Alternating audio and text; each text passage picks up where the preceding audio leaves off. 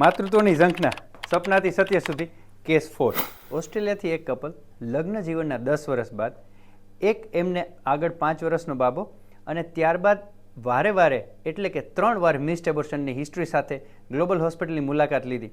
તેમની ફાઇલમાં પડેલા રિપોર્ટ્સમાં કોઈ પણ કારણ જણાઈ આવતું નહોતું. અમે તેમનો એક રિપોર્ટ બાકી હતો એટલે કે જીનેટિક રિપોર્ટ ડીએનએનો રિપોર્ટ કર્યા બાદ જાણ થઈ કે હસબન્ડના એક ક્રોમોઝોમમાં ટ્રાન્સલોકેશન એટલે કે એક ક્રોમોઝોમની જગ્યા બીજા ક્રોમોઝોમમાં જતી રહી હતી, જેના હિસાબે ટેકનિકલી જોવા જાય તો ટોટલ 10 પ્રેગ્નન્સીમાંથી અંદાજે 4 પ્રેગ્નન્સીમાં મિસ્ડ એબોર્શન થવાના ચાન્સીસ રહે, 6માં વાંધો ન પણ આવે.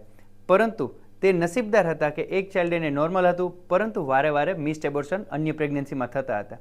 આવા કેસીસમાં ટેસ્ટ ટ્યુબના માધ્યમથી ગર્ભ બનાવી ગર્ભમાંથી બાયોપ્સી લઈ રિપોર્ટ માટે મોકલી અને ગર્ભનું ઇમ્પ્લાન્ટ થયા પહેલાં જીનેટિક ડાયગ્નોસિસ કરવાની પ્રોસિજરને PGT કહેવાય, પ્રી ઇમ્પ્લાન્ટેશન જીનેટિક ડાયગ્નોસિસ. આવું કર્યા બાદ સારા ગર્ભનું આરોપણ કરવાથી તેમને હેલ્ધી બાળકની ડિલિવરી થઈ શકી છે. Thank you. Double tap if you like the story.